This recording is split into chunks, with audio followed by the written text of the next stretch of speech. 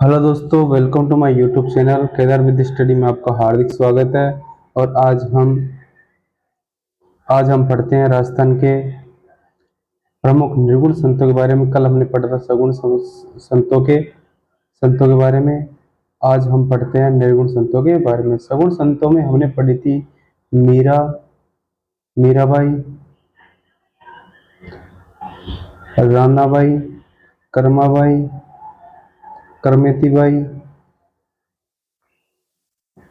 भूरीबाई और भक्त कवि दुर्लभ दुर्लभ के बारे में पढ़ा था। और आज हम पढ़ते हैं निर्गुण संतों के बारे में। सबसे पहले निर्गुण संतों में अपन पढ़ते हैं दादू पंथ के बारे में। दादू पंथ को ब्रह्म संप्रदाय भी कहा जाता है। जो इनके प्रवर्तक है वो कौन है? दादू दयाल जी। जो दादू दयाल ये एक निर्गुण संत थे। इन्होंने दादू दयाल जी का जो जन्म वो कब हुआ? 1544 ईस्वी में। कहाँ पे हुआ? अहमदाबाद में। अहमदाबाद में कहाँ पे? ये लोधीराम जी ब्राह्मण को साबरमती नदी में तैरते हुए मिले थे। साबरमती नदी में तैरते हुए मिले थे। जो ये दादू दयाल जी हैं, इनके गुरु कौन है? गुरु हैं बुड्ढन जी। बुड्ढन जी को ही क्या क्या बोलते हैं? वृंदानंद जी। वही वृंदानंद जी थे, वो किसके शिष्य थे? कबीरदास जी के शिष्य थे। ये वृंदानंद जी किसके शिष्य थे? कबीरदास जी के शिष्य थे। जो राजस्थान का कबीर किसे कहा जाता है?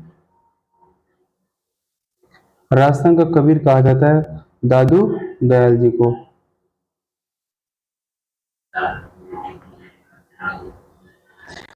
प्रथम उपदेश दादू दयाल जी ने प्रथम उपदेश कब दिया था? 1568 ईस्वी में। कहाँ पे दिया? सांबर में, आमेर राज्य के सांबर में। जब इन्होंने प्रथम उपदेश दिया तो यहाँ के शासक कौन थे? यहाँ के शासक थे भगवंत दास।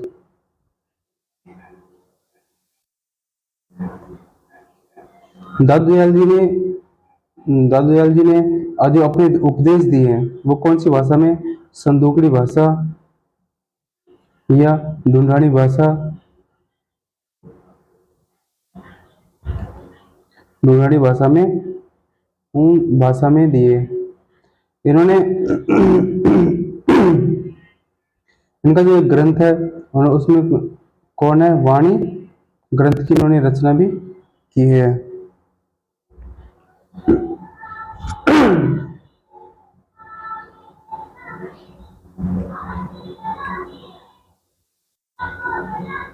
इन्होंने जयपुर के कितने शासकों का कार्यकाल देखा? 3 शासकों का कार्यकाल। जो भारमल का कार्यकाल कब का था? वो था कार्यकाल 1547 ईस्वी से 1573 ईस्वी तक का कार्यकाल भारमल का था। इन्होंने संत दादू दयाल जी इनके राज्य में प्रथम बार कहाँ पे आए? सांबर नामक स्थान पर आए। और प्रथम उपदेश दिया कब दिया? 1568 ईस्वी में। कहाँ पे दिया? सांबर में प्रथम उपदेश दिया था। भगवंत दास का जो कार्यकाल था वो था 1573 ईस्वी में।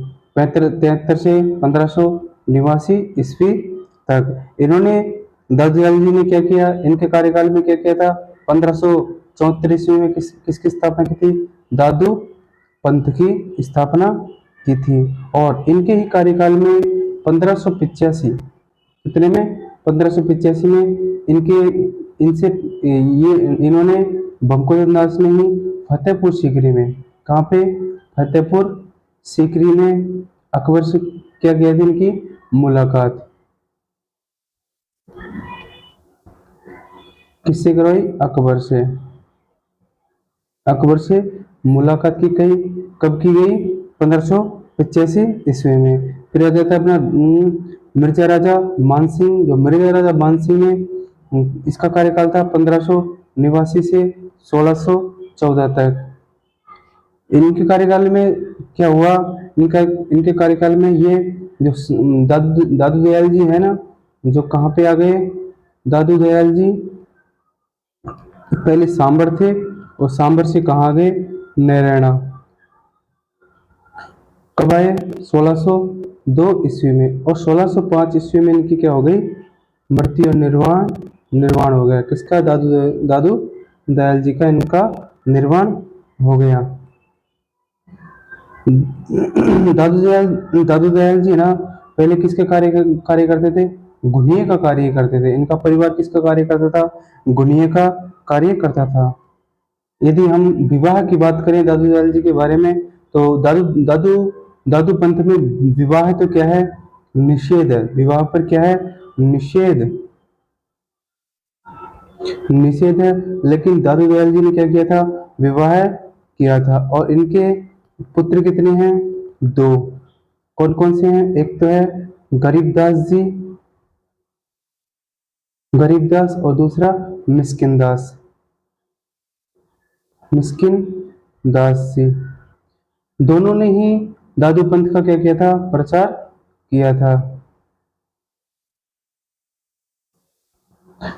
किया था। ये दादू दयाल जी के शिष्यों की बात करें तो कुल शिष्य इनके थे 152 में से 52 शिष्य क्या हुए थे?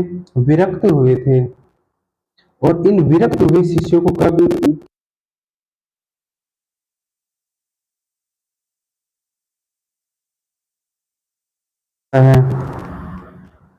इनके दादू पंथ के जो अनुयायी हैं उनके शव या लाश को क्या दफनाया या जलाया नहीं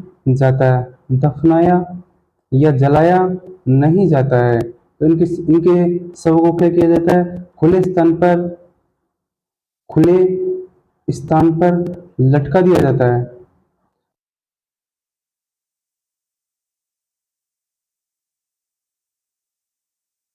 तो पक्षियों के लिए छोड़ दिया जाता है। दादू पंथ की जो प्रधान पीठ है, दादू कहाँ पे है? दादू द्वारा कहाँ पे है? दादू द्वारा है नैरेना में। और नैरेना कहाँ पे है? जयपुर में। नैरेना कहाँ पे है? जयपुर में।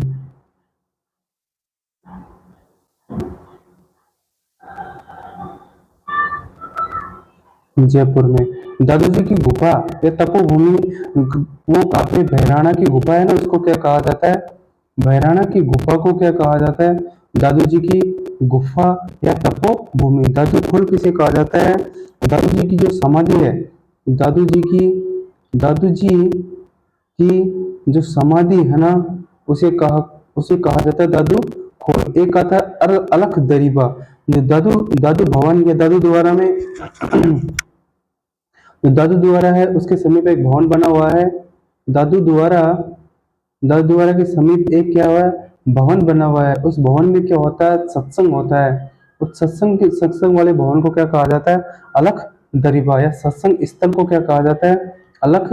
अलख दरीबा कहा जाता है। अलख दरीबा कहा जाता है। अगला है दादू पंथ के पवित्र स्थल। दादू पंथ के जो पवित्र स्थल है वो टोटल कितने हैं? 5। और इन 5 तीर्थ स्थलों को क्या कहा जाता है? पंच तीर्थ कहा जाता है। किसमें? दादू पंथ में इनको क्या कहा जाता है? पंच तीर्थ कहा जाता है।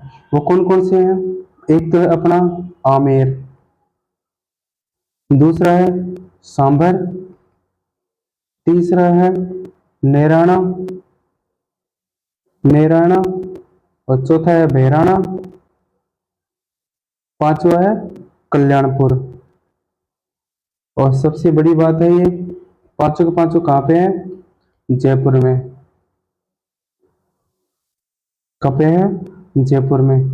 इसके बारे में हम बात करें दादू पंथ का वर्गीकरण, तो दादू पंथ का जो वर्गीकरण है वो कितनी शाखाओं में किया गया है? 6 शाखाओं में। कौन कौन सी है वो 6 शाखाएं? अपन एक एक का अध्ययन करते हैं। एक तो है अपनी कौन सी? नागा वर्ग, नागा वर्ग। दूसरी है खालसा वर्ग, खालसा वर्ग। तीसरी है खाकी वर्ग, खाकी वर्ग। और चौथी है विरक्त वर्ग, विरक्त वर्ग। पांचवी है उत्तरादे वर्ग, उत्तरादे वर्ग। और छठी है निहंग वर्ग, निहंग वर्ग। पहली है कि नागा वर्ग, इसमें जो दादू पंथ के अनुयायी है या दादू पंथ के जो संत है वो नंगे होकर घूमते हैं। वो इनके जो प्रवर्तक कौन है? वो है, प्रवर्तक कौन है? सुंदरदास, सुंदरदास जी। तो इनके अनुयायी को जयपुर के राजा सवाई जयसिंह ने जबरन इनकी क्या करवा दी? शादी। और शादी कराने के बाद इनको जयपुर और मारवाड़ में, जयपुर व मारवाड़ में क्या बना दिए? सैनिक बना दिए, सैनिक बना दिए। खालसा वर्ग, इसके अनुयायी, इनके प्रवर्तक हैं गरीब दास जी। इनका संबंध किससे है? नैराणा से, नैराणा से। खाकी वर्ग, इसमें जो इनके जो अनुयायी है या इनके जो साधु है वो क्या करते हैं? वो कहते खाकी वस्त्र धारण करते हैं तथा शमशान के वासी होते हैं। विरक्त वर्ग में साधु लोग घर घर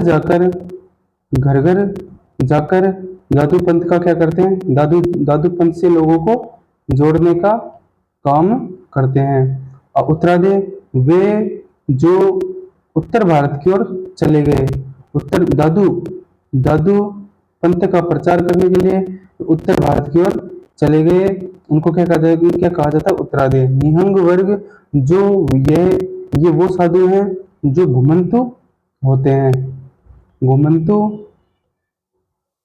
घुमंतु होते हैं। ये दादू जी के बारे में थे। अब पढ़ते हैं रज्जब दास जी के बारे में। जो रज्जब दास जी हैं उनका जन्म हुआ था सांगानेर जयपुर में। कहाँ पे हुआ? सांगानेर जयपुर में।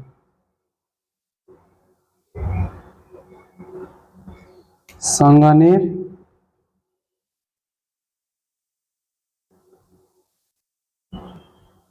जयपुर में हुआ था। ये कौन सी जाति के थे? पठान मुसलमान जाति के थे,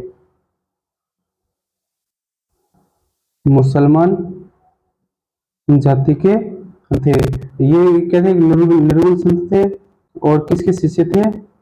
निर्गुण संत और दादू दयाल जी के शिष्य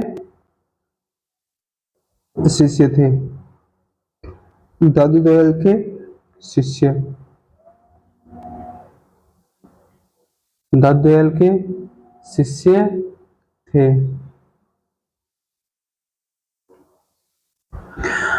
इन्होंने दादू दयाल जी से विरक्त होकर शादी करने का फैसला किया और दादू दयाल जी के एक दोहे से इन्होंने शादी करने से क्या कर दिया? इनकार कर दिया। इन्होंने कहा कि रज्जब तूने गजब किया, सिर पर बांधा बोर्ड, आया था हरि भजन को, नरक को करे ठोड़। दादू दयाल जी का सपना सुनकर इन्होंने शादी का सपना त्याग दिया। और इन्होंने इसके बाद में जीवन भर दूल्हे के वेश में उपदेश दिए।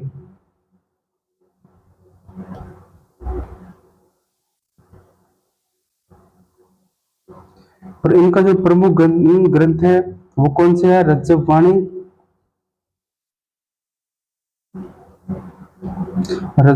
और सर्वंगी। ये थी रज्जब दास जी के बारे में। अब पढ़ते हैं अपन संत सुंदरदास जी के बारे में। सुंदरदास जी का संबंध भी किससे है? दादू पंथ से। ये भी दादू दयाल जी के शिष्य थे। और इनका जन्म कहाँ पे हुआ? गेटोलाव दौसा में। ये थे एक खंडेलवाल वैश्य परिवार से।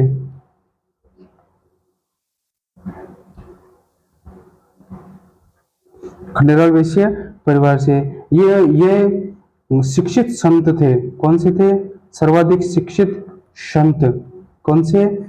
संत सुंदर दास जी। इसलिए इनको क्या कहा जाता है? द्वितीय शंकराचार्य। द्वितीय शंकराचार्य भी कहा जाता है। दादू दयाल जी ये विवाहित थे, लेकिन दादू दयाल जी से प्रभावित होकर इन्होंने परिवार का क्या कर दिया? त्याग कर दिया। परिवार का त्याग कर दिया। इनका जो प्रमुख मंदिर है वो कहाँ पे है? सांगानेर में है। समाधि भी बोल सकते हैं इसको, समाधि या मंदिर कहाँ पे है? सांगानेर में।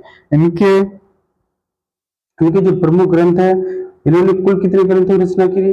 42 ग्रंथों की। जिनमें से कौन कौन सी है? सुंदर वाणी, सुंदर सार, सुंदर ग्रंथावली,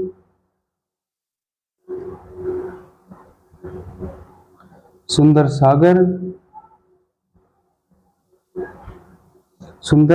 सागर और है ज्ञान सेवैया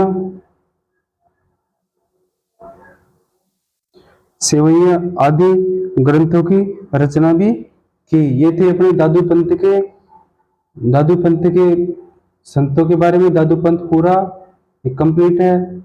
और आगे, यदि थैंक्स फॉर वॉचिंग वीडियो। यदि आपको हमारी क्लास अच्छी लगी हो, आपको कुछ सीखने को मिला हो, तो हमारे चैनल को लाइक करें, शेयर करें और कमेंट करना ना भूलें। जय हिंद, जय भारत। सब्सक्राइब जरूर करें।